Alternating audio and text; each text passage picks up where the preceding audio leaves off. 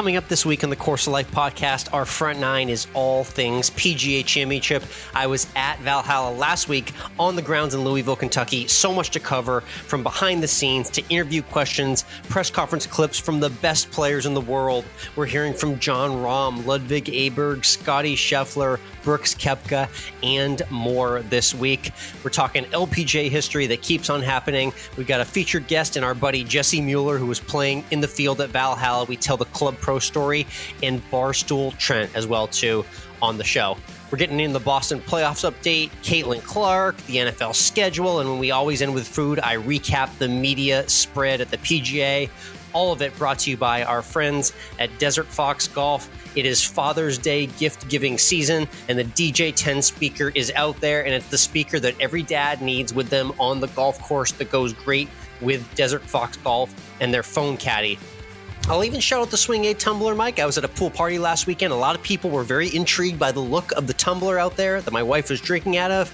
You don't need to worry about what the drink was. Just know the Swing 8 tumbler got a lot of attention, and it's a great product from our friends at Desert Fox Golf. Promo code Course of Life. Promo code Course of Life to save right now on your Father's Day gifts. Now is the time to get them. Great, affordable golf gifts for the dad or anyone in your life. Again, Desert Fox Golf, promo code Course of Life.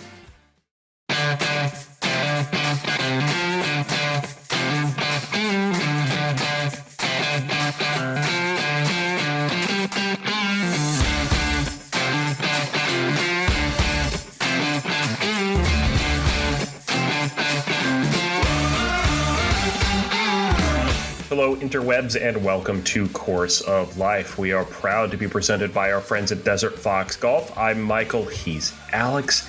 And Alex, what a week in Valhalla, Louisville, Kentucky. Amazing.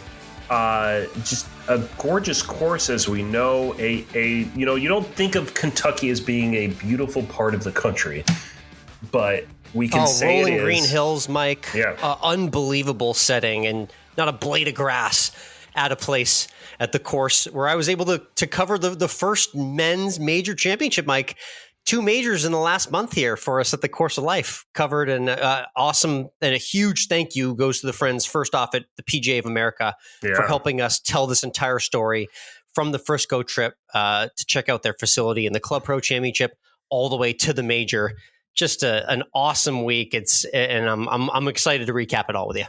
Yeah, you were there for the first couple days. So before we talk about the X factor of Xander Schauffele, of how we can help free Scottie, and of Bryson's not win, let's talk about what you did during the week, because I have to ask the question, how great of an experience is it in terms of the access you get to have those media credentials? It's huge. And that's why we're so thankful for that, because it allows us to really get up close and tell the stories of the best players in the world and the club pros that are making a difference, not only in the lives of golfers back at their home club, but living out their own dream and playing in a major championship alongside the greatest in the world. So I had access to press conferences. It was an awesome opportunity to fire away, and thanks to the PGA of America team for letting me fire away to the world's best players. So let's get right to the star-studded roster of who I chatted with, and I want to start with a Club Pro shout out and our buddy JJ Killeen from Lubbock, Texas. We had him on the podcast a year or so ago when I saw him out in New Mexico at the Hyatt Regency Tamayan Twin Warriors, and I had to bring him back up to Ludwig Aberg. Yeah, last time I played with JJ, he beat me, so that. I think he told everyone in Lubbock that day. Yeah, obviously it's a cool tournament. It's my first time here. So first time playing a PGA Championship. It's a special place, and I'm really looking forward to it. You know, I'd love to hear these big guys be brought back down to earth like Oberg, and how JJ Killeen just lets everybody know that he's better. Yeah, that's right. He's better. Everyone in Lubbock knows, and now the whole world knows, thanks to me. So I'm glad I could get that little barb in, but Ludwig took it in stride. And yeah, I mean, it's awesome to see what he's done so early in his career. Everyone was kind of giving him all the compliments. So I wanted to throw a little shot his way, and shout out to JJ Killeen, our friend of the show, who we'll definitely connect with down the road soon as well, too. But yeah, that was a great answer from Oberg. Didn't have the week he would have liked, but awesome to connect with him. Next up, let's go to Jon Rahm, 2023 Masters champion, major champion multiple times over. And I asked him, despite him feeling so young, he's been around for a lot of these PGA championships. So I was curious kind of how his major preparation plays out. It's more the fact that I still consider myself quite young.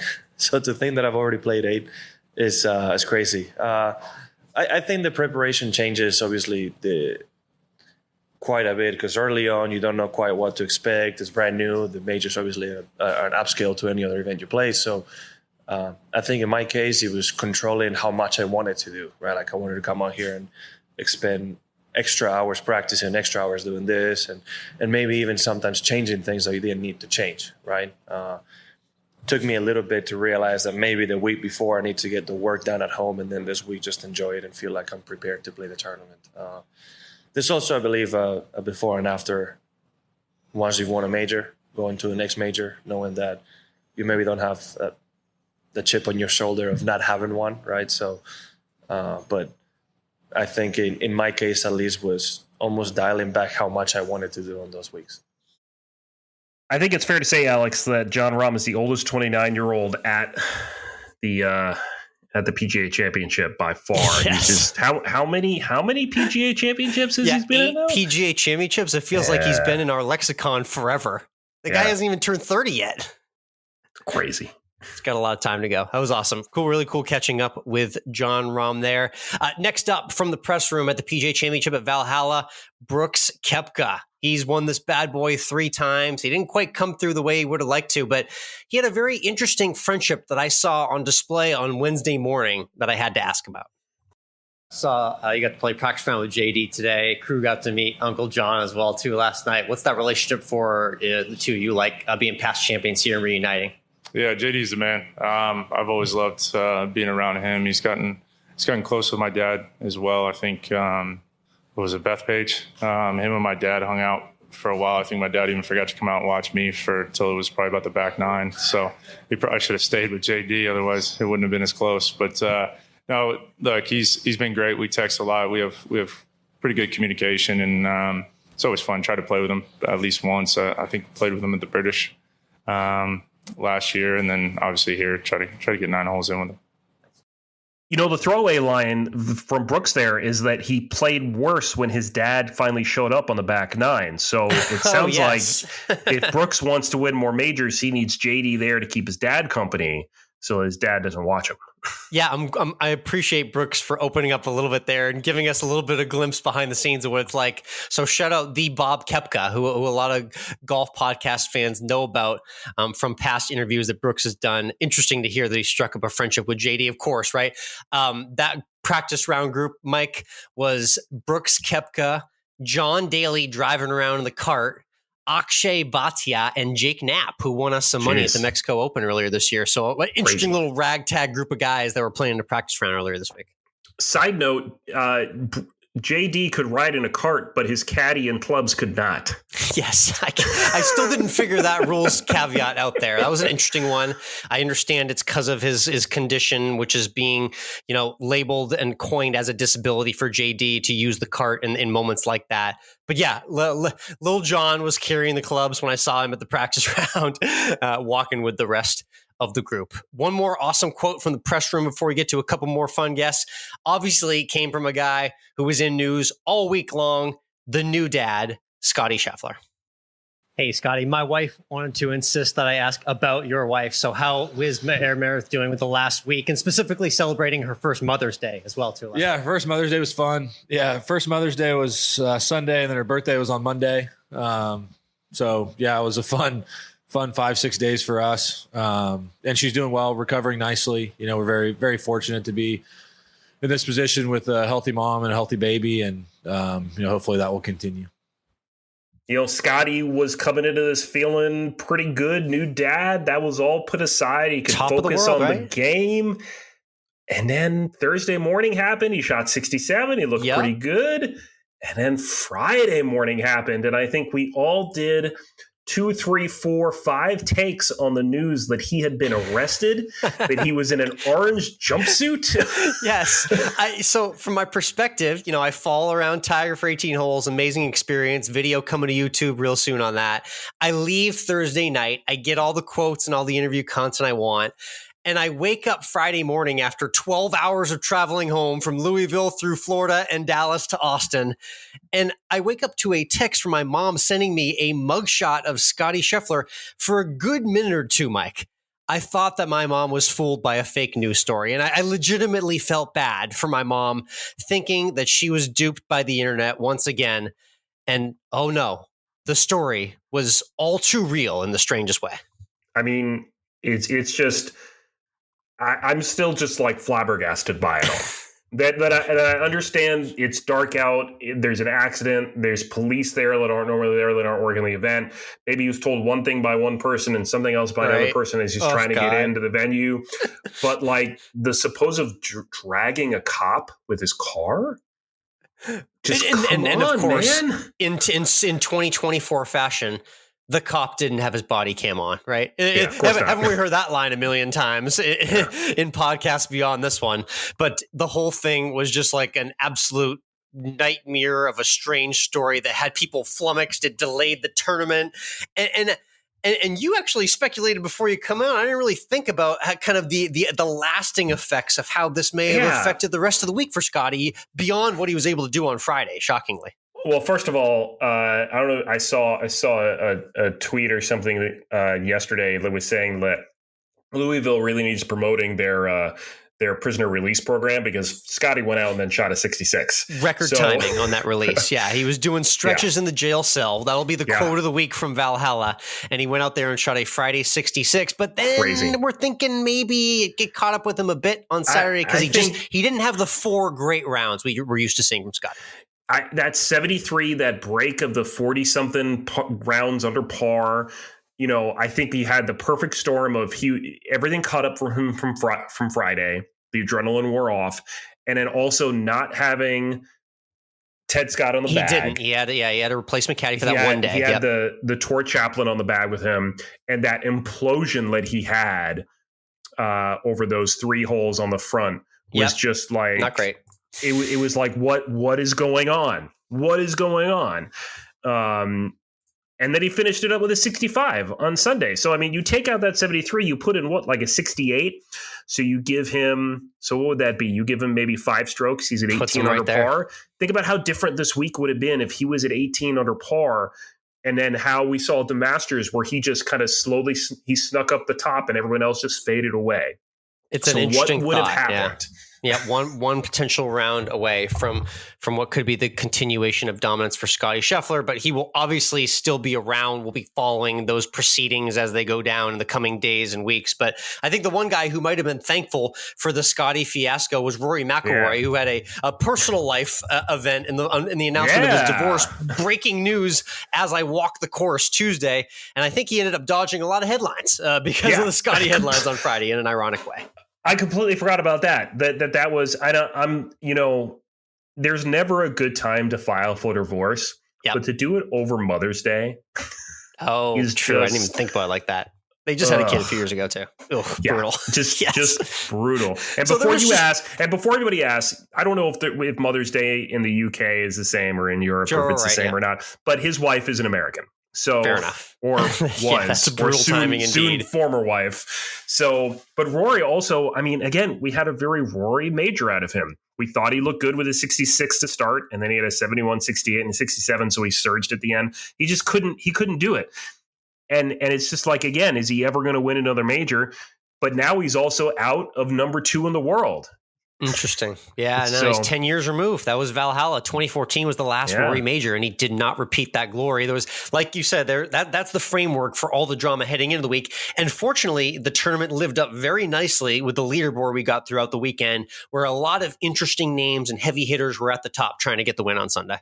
That's right. We had Bryson just beefing his way through Absolute bombs from Bryson. Mike, you know, I was having too much tequila and I overserved myself. I found myself rooting for Bryson down the stretch. I was digging the vibe. He was hitting it a country mile off the tee. So I was feeling it on a Sunday for sure with the margaritas, but enjoyed the CBS coverage. And then, the drama was there from Morikawa knocking at the door. To all sorts of guys that threw themselves in contention within 2 or 3 down the stretch, and Victor Hovland's chance at a major. It surely wasn't devoid of big names at the top.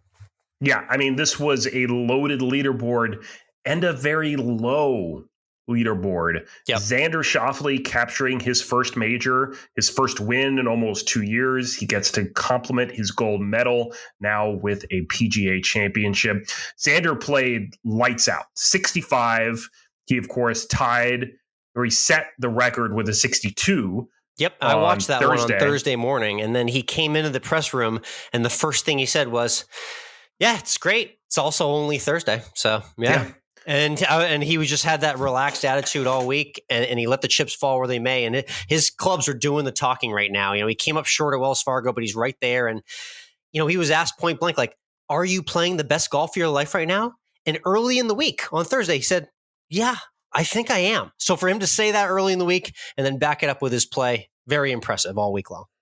Yeah, and it seems like Xander just played calm, cool, collected throughout, and no one else was able to make it happen. Colin Morikawa, really a horrible Sunday. 71, didn't get a birdie until the final hole, just could not get anything to drop for him. Sahith Theegala, I was really rooting for Sahith. I was too as well. I think it's that playing in one of the final groups on Sunday at a major, different. And he just wasn't able to overcome that. Things didn't go his way, and it just started to spiral out of control for him. And that was really unfortunate. And Bryson, like you said, Bryson posting a 64. Do you think Bryson should have gone for it on 13? Yeah, right. I was hoping so. I was loving that hole all week. It was such a cool hole, but it wasn't like the drivable par 4 we were all making it out to be in the practice rounds. It was irons, rescue, iron, rescue all week long. Finally, Alejandro Tosti gave it a go, and a couple other guys tried on Sunday. Tosti making the lone eagle of the week there by going for it. And I think, that would have been a great opportunity. That's Bryson's brand. So I was surprised to not see him go for it in the moment. Bryson on the front 9 couldn't take advantage of the drivable par 4, couldn't take advantage of the par 5. His long game wasn't getting him there, but this is worth noting. And we talked about this briefly over the weekend too. These guys won a PGA Championship at 21 under par, a record for a major championship. Yep. Bryson was at 20 under par. You had Victor at 18. You had guys at 15, 14, 13. They are demolishing this golf course that's what, 7,700 yards? It was a strong 75, 76 all week long, yeah. When are we going to roll back the golf ball? It does. I hate that, but I agree with why that comes up right now. That is the right thing to bring up right now. It does. It makes you understand why that is a forefront issue in the game, because the players today are just like, I can't understand it. I can't explain it to you. They're just like way better than you think they're going to be. Like even myself, knowing the course was soft, I was like, all right, it's still a 7,600 yard course. Winner's going to be between 8 and 10 under par. Guys will make birdies. It's not going to be crazy. They went crazy. They're that good. So it was amazing to see how low so many guys went in the field. Yeah, it's just,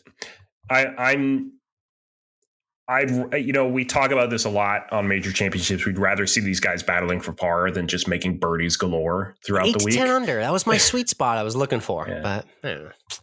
Yeah, it was a little bit of a letdown to have the 21 under champion in that fashion, but it's all credit in the world to Xander Schauffele. He's part of that lovely club. Him and Justin Rose, Olympic gold and a major. That's a fun little club to be in right there. And it's always nice to see a guy, even though I'm not a big Xander fan, to see him battle and to make birdie on the final hole to win a major. That's the way you do it. As they said during the broadcast, this is what you dream about when you're a kid. This is what you do on the putting green, or what you do in your backyard. It's like, this is for the major championship. This is for the win. And for him to do that, moment indeed. Good for him. from Xander Schauffele. Congrats on the PGA. That was the PGA Tour Pro perspective. We want to talk a little bit about the Club Pro perspective as the guests keep rolling here on this week's podcast. It was 21, Mike, the Corebridge Financial team of 21 club professionals, because we got to add one from Michael Block, who qualified on his own, plus the 20 that qualified from Frisco. These are, and I know you love this angle, these are everyday club pros that quite literally work at your local and home courses that you know. They are helping beginners, amateurs learn and get into the game. They are working the pro shop, scheduling member guest tee times, and also trying to live out their dream of playing in a major championship as well. Yeah, Brandon Shattuck was the low club pro at 1 under par. Yeah. So Braden won the 2023 Club Pro Championship and just barely got into the top 20 in Frisco on the very last putt of the event. So to see him turn that into the unbelievable low club performance was awesome. Jeremy Wells also did play the weekend as well. And we have one more Club Pro joining the show with us. He's been on the show before, named Jesse Mueller. You may remember he won the 2022 PGA Professional National Championship, and we caught up with him right outside the 10th tee at Valhalla.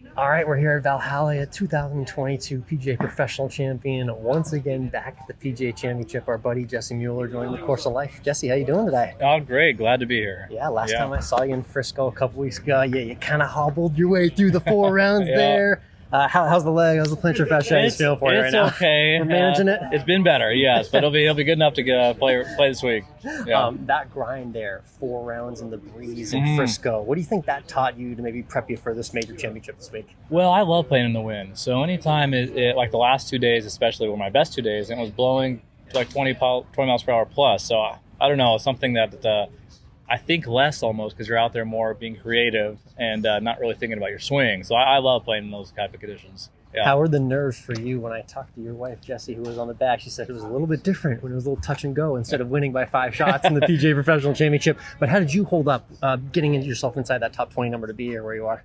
Yeah, I had to make a 6-footer the second day to make the cut. So it was a little nervy at the end of that. And once I got through that, I felt pretty good. I felt really good the last 2 days. So, and then standing on 15 or 16 tee, how everyone was coming back, I was like, well, if I make a couple of birdies here, I might have a chance to win. And I parred the last 3, but it was fun to have a chance. We're kind of struggling the first couple of days.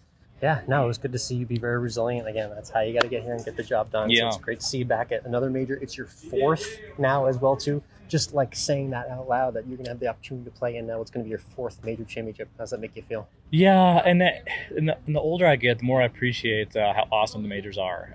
Obviously, when I was at the first one in 2012 at Olympic Club, amazing experience. But then now, just it's a little bit different perspective of being here the 4th time, I would say. Yeah. Definitely. No, you're learning with each year, so it's good to see you gain that experience. Now, in terms of this course, I know you're a big lines off the tee guy. You love studying the lines off the tee. We talked about that last time we met in New Mexico. So what do the lines off the tee look like here at Valhalla? Well, it's a really big course, so there's plenty of room. So I like it. There's room to shape it. I like to cut it probably 10 to 15 yards off the tee, so there's room to do that. It's just a long course. So you got to be in the fairway because your approach shots are going to be 175 to 210 coming in. So continuing on Valhalla specifically, the one notable hole that I saw, the short par 4 13th.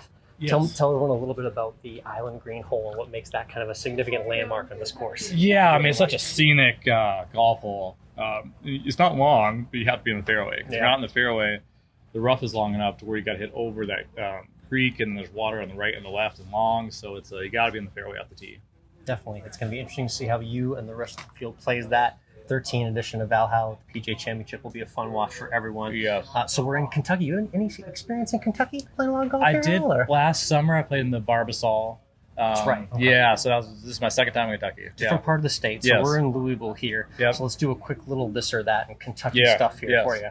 I've heard there's this very famous soda in Kentucky called Ale-81. Ale-81. Would you go for like a cream soda type of vibe after a round, or would you be getting the mint julep, the official bourbon cocktail of Kentucky? Probably the cream soda type. Yeah. And then the 2 big foods that we always see here in Kentucky are obviously the Kentucky Fried Chicken, but then there's the hot brown sandwich. You ever seen that in your life before? I have not. Open face turkey sandwich, creamy cheese sauce, bacon slices on top. Are you going for that? Or are you going for the fried chicken? I think I'm going for the turkey or the chicken special. Yeah, that sounds great. And then I know you're a GCU guy, so you know all about great sporting environments. Rocking the purple as always. Go to a Kentucky basketball game or go to the Kentucky Derby. Which one would you pick? Probably the Kentucky Derby. It's kind of like a bucket list type thing. Oh, the both would be great, but I think the Derby. Yeah. Love it. Valhalla, let's talk 19th hole. You know I ask you this every time. The last time you gave me your 19th hole answer was a cold beer and a plate of nachos. Yes. What's the 19th hole vibe this week? What do we think we're eating on? I'm still going cold beer, and then probably, I don't even know, maybe chicken wings. Okay, and beer. Cool. Yeah. Sauce or rub preference choice there? I just had some maple chipotle last week. Okay, well, that sounds good. Any sort of dry rub, I think, is my favorite. Yeah. Awesome. Jesse, major number 4. Yeah. It's great seeing you back. You too. Thanks again for being back on the show. It. We'll do this all over again next time. Sounds good. Thank you, sir.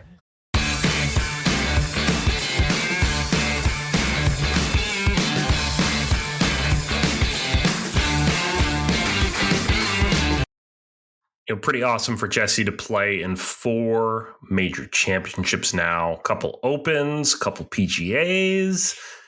That's just, I mean, if you couldn't make it, I don't want to shit on anyone here, but if you couldn't be like a professional on tour, exactly.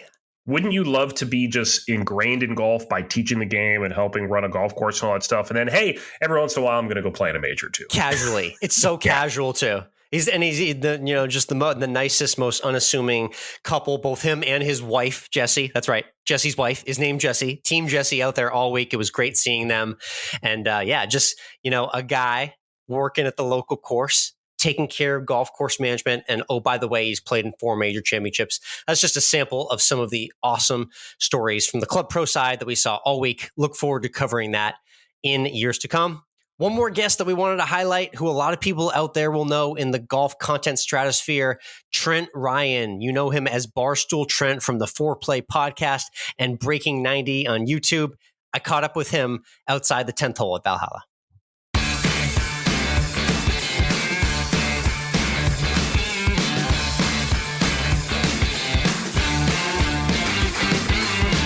All right, we're here with Luggage Guy Trent at the PGA Championship at Valhalla. Absolutely. Welcome here. How's the week been so far? You just getting here? Yeah, it's been really great. We were going to come out yesterday, but the rain kind of put us away. So we came out. We've been walking the course, and it's been great. Nice. I love it. Everyone's got their eyes and ears on the Breaking 90 series right now. Yeah. All right, this summer, what's it going to take to get you over the hump, get you to break 90 this summer on YouTube? Putting. I think it's going to be putting. I shot a 94 in the last video, and I missed probably 6 5-footers. So if I just hit those, I'm in the 80s. We're moving on to 85, maybe 80. So I think it's going to be the putting. That's going to be the key. And you guys recounted just a few spots where the short ones were makeable. They're there. I know they are for you, we were so close.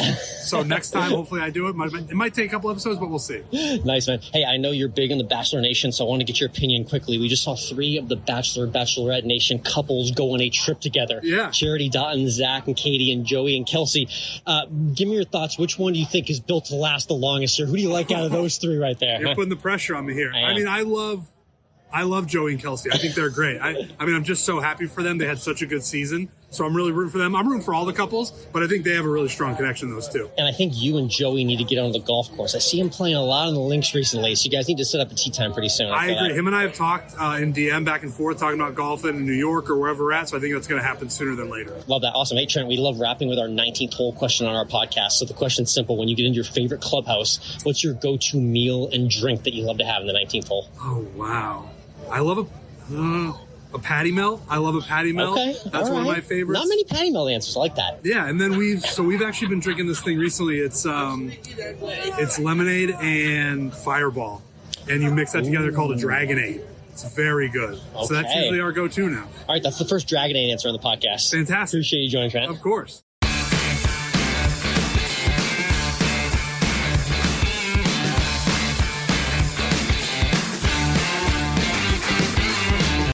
Alex, I know we've had a lot of people say a burger for their 19th hole and what they would go for, but have we ever had a patty melt? If we have, it's been a long time, and I don't remember who last said it. That's always a great answer. I know you're a sucker for a good patty melt, too. I mean, look, I grew up getting patty melts at Friendly's. Yes. And my favorite thing to get the 9 months I spent in Texas, my favorite thing to get at Whataburger was a patty melt. Yes, you're reminding me that exists. It's been too long. I'm going to Whataburger way too much and not getting patty melts. That would disappoint you. Yeah. So I'm going to have to get one of those back on the board soon. Great 19th hole answer there from Trent. And we're looking forward to seeing when that day comes. It's going to happen. He's going to break 90 for us all on YouTube real soon, but really neat to run into him and all of the other players that I got to interact with at Valhalla. There was other golf going on other than the PGA Championship at Valhalla. I know that's where our attention was, but there was something else happening in Jersey City at Liberty National, the Mizuho Americas Open. And let's start at the beginning of the week with this and not at the end, because like half the field dropped out. I did see that. Yeah. We had all these injuries and illnesses going on, including Rose Zhang, the defending champion, who just became pro a year ago at this tournament and won last week as well. Yeah, so she was out. Yeah. That was weird. Something going through the hotel that I need to know about in the LPGA? I gotta go watch out there. I don't know. Yeah, so the field did get significantly shortened early in the week. I know that. And I love this vibe, too. For anyone who doesn't know, Liberty National is a setting. Quite literally, it's got the Statue of Liberty in the background. And a lot of the tour and the staff, Mike, I think I might do this next year. They stayed on the west side of Manhattan in a hotel, and you could walk to a ferry that took you directly across the river and dropped you off at the clubhouse at Liberty National. How awesome of an entrance is that to a golf tournament? Crazy. Yeah. That's the way to do it. And the other way to do it is like Nelly Korda did and win your 6th tournament in 7 starts. We've done all the adjectives. Like, I'm just going to say absurd again, but it just keeps going. And it's like she finds different ways to win every Sunday. It's unbelievable to watch. This is dominance in history on the LPGA like we have not seen in decades. It's Annika Sorenstam vibes. It's take out your lady golf goats. It's Mount Rushmores of women's golf vibes. Nelly Korda, 6 wins, fastest, if not tied for the fastest to 6 wins, probably of anybody. It's Tiger-like achievements out there on the LPGA Tour for Nelly Korda. Yeah, it's just unbelievable. She's played 8 events this year, 6 wins, 7 top 10. So only one event in the 8 she's played has not been a top 10.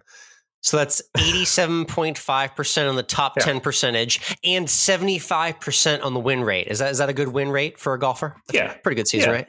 I think so. I think that's pretty good.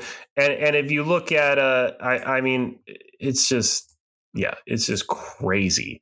Gaudy numbers, she's man. won, and what I think is horrible is she still only won just under $3 million, which compared to the men is like not a lot, which is unfortunate because we should be watching more women's sports. They should be getting better media deals. But she's won over almost $3 million. The next person on the money list is Hannah Green at 1.1. Yep. Yeah. So good. The good news on that front is Nelly takes a week off. You remember I asked her about her off week tanning on the beach. So I'm guessing she's just doing a beach week again. That seems to be a good off week program for her. So beach week, off week. But then thanks to our friends at the USGA who have matched the purse money for the men's and women's US Open, that's a big money US Open coming up in a couple weeks for her. So there's a lot of money on the line there for her to grab another major championship and continue the heater and maybe make it 7 out of 8 wins in 8 starts. Unbelievable stuff from Nelly Korda. Crazy. Unbelievably crazy. All right, let's take a look ahead to this next weekend because the PGA Tour season rolls on. They're at the Charles Schwab Challenge. They're back in Texas at Colonial. Yep, good old Fort Worth. Yep. Scottie Scheffler, he doesn't have to be in court this week. His arraignment was delayed until June, and he's in the field. So what do we think? Yeah, home game. I think he lives pretty close. So he's a Dallas guy. So I'm guessing Jordan Spieth's teeing up as well, too. Wild guess off the top of my head. So all the Dallas guys will be teeing up this week. Colonial's a shot shapers course, one of the shorter courses in the PGA Tour. Some guys are going to be forced to hit irons off the tee. I know. Absolute craziness. But we'll see a little bit of old school golf. So if you like that, definitely worth tuning into the Colonial this week. The other one I would watch as well is Colin Morikawa. We know he doesn't have the distance like a lot of the other guys you might see, but that shot making, and if he can bounce back as well, wouldn't you love to see a Scottie and Colin Morikawa Sunday showdown? Yes. That'd be great. That would be good. That would be good. There was a lot going on this week other than Valhalla and the Mizuho to watch, just kind of in everything. Yep. I was watching more sports this week than I've watched in a long, long time, Alex. Yeah, let's let you take the floor and tuned in because I know you were all about the ladies this weekend well, too. So much sports that my wife said that if this is how much I was to watch all the time, we would have a problem. Oh my God, her jaw would drop if she spent 24 hours in our household. Yeah. Oh my God. Yeah. Well, be thankful she's with you then. Tell me a little bit about the agenda. What were you watching this past weekend? Besides the golf, that is. It was the WNBA start of the season, and Caitlin Clark was on TV like all the time. So yeah, I mean, and this is like celebrity event too. They had the Liberty game like kind of star studded. There were a lot of athletes out there to watch the New York debut for Caitlin Clark as well. Yeah. Started the season in Connecticut at the Connecticut Sun. Yep. They lost. She did put up 20 points. She had like 10 turnovers. Yeah. And then the game against Liberty, they lost again. She had like barely any points. And what I will say is that the Indiana Fever, yes, I'm sorry, just look horrible. Well, that's why they have the first pick right there. Yeah. I mean, that's why they have the first pick. They have they have the reigning Rookie of the Year in Boston. But they were playing the Connecticut Sun, a perennial powerhouse, and playing the New York Liberty, who were in the finals last year. So they have a very tough start to their schedule. It's a young team. And Caitlin Clark has said that she needs some time to get up to speed. And you could see she was struggling with speed and just to adjust to not maybe having the ball all the time and being the one to do it. But there also is, all that talk that she was still making an impact, even if she wasn't putting the ball in the basket, because she was being shut out. They still needed to defend her and pull to her. So she was still making an impact, just not the way we're used to her seeing. Yeah, a little bit of a learning curve for her. I can tell you're into it. You tuned in for these debut games. Are you going to ride it out here? I know we've got some early season struggles. So you're going to stay tuned into the Caitlin Clark watch here for the rookie season? I mean, if I can catch some more games on streaming, I don't have cable, so I can't watch it that way. But if we put more games, there was a game on Prime, so I was able to watch it on Prime. We'll see if games pop up on streaming CBS. Services are grabbing an opportunity right now. It's just I'll watch it if it's there. Why not? And I watched a little bit of the. I don't want to talk too much about it, but watch the last Bruins game. Yeah, tough. We'll touch on that a little bit later. We will. All right. Yeah, I was tuned into an end of an era sitcom, the spin-off of Big Bang Theory, Young Sheldon, coming to an end after 5 years on air. And a nice kind of full circle moment where Sheldon Cooper himself, Jim Parsons, and Mayim Bialik, Sheldon and Amy do make an appearance in the very final episode. It's a very emotional finale, but nice full circle moment and a nice way to cap the series. I'll say this. I was never as big of a Young Sheldon fan as I am a Big Bang Theory fan, but I do enjoy that they kind of knew like when it was the right time to go out. And that show had just the right run. They're going to spin it off with Georgie and Mandy soon, but Young Sheldon coming to an end on CBS. Yeah. Never, I'm a big Bang Theory fan. Yep. Never watch Young Sheldon. It's nice in parts. There's some nice fun moments where you actually get some interesting Big Bang Theory, like tea and like kind of like tea leaves and like drops of information that you never really got in the Big Bang Theory series itself. So those were always fun moments to catch. And yeah, Amy and Sheldon bring it full circle for the finale was a very nice touch indeed. If you're looking else for something to watch other than Young Sheldon, all the different sports going on or golf, we of course have our YouTube channel. We pitch it every week because we got stuff up there that Alex makes, including maybe by the time you're listening to this, we'll have a little vlog from his time at the PGA Professional Championship. Yep, we're going to put all those press conference practice round clippings up. And I think I'm going to do a little separate video, just, the Tiger insanity at a major. That was a fun little thing as well, too, that will turn into a video that'll be coming to that YouTube channel shortly as well. You're going to make me bring up that someone did comment on a short you posted to our YouTube channel about Tiger. Like yes. The PGA Tour needs another, figurehead. A new preeminent star. We need someone different to move the needle other than Tiger. And I'll say exactly what I said to this person is I don't disagree. But at the same time, who's it going to be? Because we haven't seen the fans coalesce around anyone. No, not really. It's Rory like, doesn't move the needle. Scottie doesn't move the needle. There's no one else out there really that's moving the needle. so this is your interesting test right here, just in terms of what I saw for as they walk off, like gallery volume, kids screaming, number of autograph requests, people around the 18th green. It's still Tiger by a landslide. Tiger still got every gallery beat by like 3x, if you can imagine that in head count. The second and third place still, if you can believe it, is still Rory McIlroy, and I'd say third is debatable between Scottie and Jordan Spieth, who does still carry a large crowd with a younger crowd. So, it's going to be something to watch. Is who eventually is that person? We may never see that person again, but that Tiger experience at a major championship, although he's become a bit of a ceremonial golfer at this time, still a wild thing to see, and I'm excited to share that with everyone. It's just crazy. It's crazy.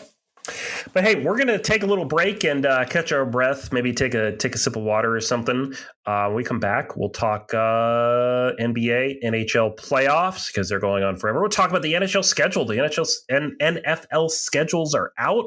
We'll give early predictions on what we think our favorite teams, the Patriots and Giants, will do. Spoiler, not well. And we'll always end with food, because that's what we do. So we'll be back in just a minute or two here.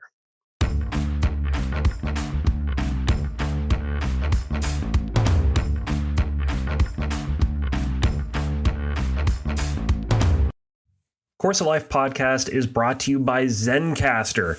We've been using Zencastr here since almost the very beginning, as how Alex and I record this podcast from hundreds of miles away, and it provides us with great quality audio that works every time, and it's something that makes Course of Life what it is and has kept us being able to make consistent episodes every week.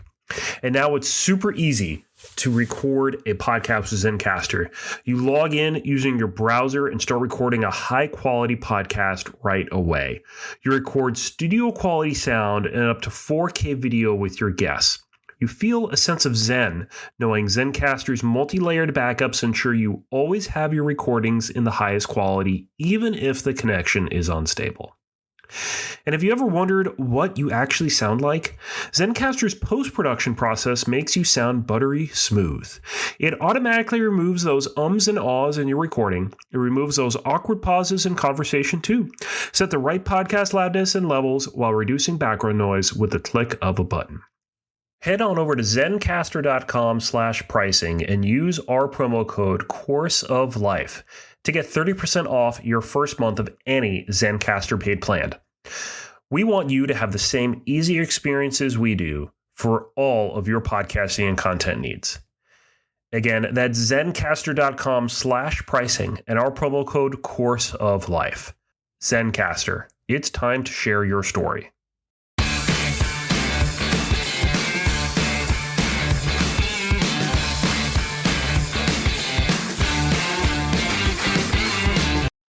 We're back. While you're back, you should take a second and punch that subscribe button on the podcast app you're using right now. Leave us a rating. Now's a great time. You're hearing our voices again after that little ad break. When you subscribe that button, we maybe get even better advertisers that want to hop on and help us out, which means we get better content, better guests. It's cyclical. We do better stuff. It's beautiful. It's a circle. It is. Yeah. It's a circle. It all comes back. It's a circle of life. Circle of life. Let's talk NHL playoffs. I don't care anymore. Bruins are gone. I don't care anymore. Annual tradition. Bruins letting everyone down in Boston. Yep. You can set your watch to it in mid-May, right? That's the time. Yeah, pretty much. Another season with that same core that won a championship 13 years ago, Mike. That's how long we've kept this core of players on the Bruins now. And I think it's safe to say that it's time to maybe move on and go in a different direction to find a little bit more high-end talent. Yeah, the Panthers, 2 years in a row, knocking out the Bruins and ending their NHL playoff run. I will say that game-winning goal was just so lucky. Yes, it was. And the goalie Swayman was bashing himself for it. It's like, dude, that's like the weirdest trickling puck goal. It's just like, that was such a stereotypical hockey goal, you know? Yeah. Throw a million pucks on net. Eventually one's going to bounce funny and find the back. Yeah, that's how it works. That's hockey for you. Yeah. So they're out. So I don't know. Who are we rooting for now in the NHL? We rooting for, I don't even know who's still in it. Yeah, no, for I New York? take the Panthers. Rangers? Game 7. We can't really decide who that winner is right now. Now Rangers are out. Carolina Hurricanes. Oh, that's right. Rangers are in the conference final, so they could keep a little MSG buzz going since the Knicks are out. So the Rangers are keeping New York's hype right now. So I could root for that. That's the one New York team I could potentially get behind is a Rangers Cup run. You're not going to root for the Jets? No, I'm not. I'm not going to root for the Winnipeg Jets now. In the NBA, those playoffs roll on. The Celtics on to the Eastern Conference Finals. Yep, playing the Pacers. And again, I've been saying this for months. We're a bully. So if we get out in front, we are going to beat you and we're going to win by 1 million. But if anyone hits us with a punch first or we face any adversity, we're in trouble. So the Pacers are a pretty tough team. They've battled through some tough series to get where they are. So we'll see how it plays out. The Celtics are still very big favorites, though, to go back to the NBA Finals. We came up short 2 years ago against the Warriors. I'm just going to say it. This is probably the easiest path the Celtics team is going to get to a championship. Hopefully they can take advantage of it. All right. We'll see what happens. Yep. You never know. You never really know. Do you think, though, that if we win against the Pacers, well, first of all, are we going to be playing the Mavs or the Timberwolves? That's a better question. Yeah, I mean, well, the Timberwolves is intriguing. Anthony Edwards giving off young Michael Jordan vibes right now with this run. But the Mavs, Mike, remember the Mavs now have Kyrie Irving. We had a horrible tenure in Boston with Kyrie Irving on the Celtics. So I would love nothing more to exact one final piece of revenge by knocking him out in the NBA Finals. Either way, it's going to be a great matchup, hopefully. It will be. It will be. We'll be rooting for the Celtics, and we'll see what happens. And if they lose, we won't care anymore because we're bandwagon fans. Let's be honest. Hey, the NFL released their schedule for the new season. Yep. And if you look at it, you'll notice that the Chiefs have a lot of games that allow Taylor Swift to be at the games. Oh, yeah. Well, are they accompanying that relationship with the NFL scheduling this fall? I wouldn't put it past them, honestly. Wouldn't you? I mean, I would. Yeah, of course. She was huge for the game. Why not? Yeah, that's a funny thought. Yeah, I would not doubt that at all. I mean, they're America's couple right now. They're basically the NFL, the first couple of the NFL is essentially what they are. So Chiefs schedule's out. Everyone's schedule's out. I took a look at the Pats schedule. Again, coming off of 4-13 with an unproven rookie quarterback that didn't play well in college, it's hard to pick out wins. I will say, I'm maybe cautiously going to say we can get 7 wins, 7-10 this year. That's my first look at the schedule prediction. How you looking in the Giants season this year? You about the same? What? About the same. I'd say the one maybe good thing going for us is that we don't end the season with like Cowboys and Eagles. We end with Eagles. Wow, that always happens. I know. We're just ending at Eagles. But before that, we host the Colts. We play the Falcons, the Ravens, the Saints. Big like out of conference schedule. Then we just end with the Eagles, which is interesting to see that they're not like stacking the deck like they usually do. That said, will the Giants do better than 6-11? Yeah, they'll do 7-10. Yeah, we're going to be head-to-head for the mediocrity in the NFL this season. I can feel it coming. We'll check back when we get some mini camp updates here in the next few weeks. All right, let's hashtag AlwaysEndWithFood. Yep, our food content to end every Course of Life podcast. Always End With Food on Instagram. It's time for the 19th hole. And Mike specifically got a report on the media center food spreads at the PGA Championship. Yeah. I mean, was this a cafeteria food, a better than cafeteria food, or was this 5-course meals? This was better. It was in between 2 and 3, better than cafeteria food. Each day, I commend them for having a breakfast serving, a lunch serving, and then a hearty afternoon snacks serving as well, too. That was very playful. Your typical, American continental with the eggs, bacon, sausage, potatoes, awesome bagels and cream cheese. I know you would appreciate that. There was not lox, but there was a great array of cream cheeses for your bagel. So breakfast was good. I'd give it about a 7. Lunch was a 7.5. Lots of sandwiches and salads and occasional meat and veggies. But the real highlight were those hearty afternoon snacks, Mike. Everything from mini meatballs, buffalo wings, empanadas, a taco bar, just amazing late day snacks. So shout out to the PGA of America for coming through with the goods all week. Very nice. Very nice. Indeed. Love it. The one thing I didn't get was the ice cream, though. I missed the ice cream fridge. Oh, my God, man. Come on. Yep, I know. I'm so pissed off. I saw it after an Instagram stories. I was like, oh, my God, it was right there. I walked by that thing 5 times and didn't get one piece of ice cream. Look, we all know that food that is given to you for free has no calories, so you can eat whatever you want. Yep, and I did. I indulged on the cookies, my friend. It was a great week. Again, thanks to our friends at the PGA of America for making it all happen. Subscribe to our YouTube and right here for future podcasts where we'll be showing off a lot more content from Valhalla. Thank you for tuning in, and we'll see you next week.